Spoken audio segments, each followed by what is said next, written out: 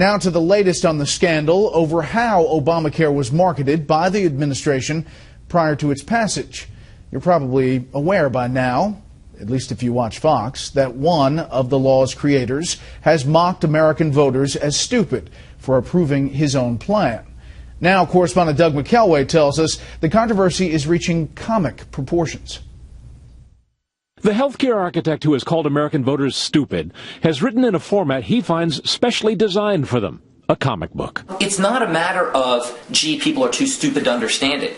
It's a matter of this is really hard for anyone to understand. In it, Gruber portrays himself as a Clark Kent-type superhero, sitting between elephants and donkeys at the negotiating table, at other times fending off monster adversaries who shout, "It's a government takeover of insurance." Gruber is now facing some real-life adversaries. The RNC already producing an ad called #Grubering. Jonathan Gruber is one of the most respected economists in the world. Calls are increasing for him to testify in Congress. And it'd be great to get him to come in and answer and give account for some of these things that he said about the American people. Gruber's very bad week will continue. Tomorrow, the Massachusetts Health Connector, that state's failed Obamacare exchange, has to be relaunched. He sits on the board. The Massachusetts Health Connector has arguably been the worst state-based exchange under Obamacare.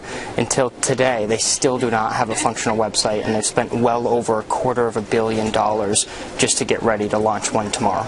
Asked this week how he would improve it, Gruber doubled down. I think that basically move on exactly the way we've done it, which is you do massive outreach. A longtime former staffer to Governor Romney told Fox News, quote, "I don't think it's fair to single him out."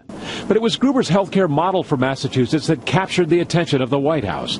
And while Press Secretary Josh Earnest this week tried to put big distance between Gruber's controversial comments and the president. I disagree vigorously with that assessment, I think is what I would say. I think the fact of the matter is this was a very difficult undertaking. But ultimately, this is a law that has had significant benefits for millions of people that have been able to sign up through the marketplaces established by the Affordable Care Act. Logs show that Gruber visited the White House 8 times leading up to the passage of Obamacare. The White House blog heralds Gruber's work 5 different times. One headline reading, quote, "MIT economist confirms Senate health reform bill reduces costs and improves coverage." While millions of Americans face higher health care premiums, Fox has learned that Gruber is raking in millions from his health care consulting, and not just the $390,000 from the federal government. From his work for Michigan, Minnesota, Vermont, Wisconsin, and West Virginia, he pulled in $1.7 million. That does not include profits from this, the comic book. Brett? Hard to believe. Doug, thank you.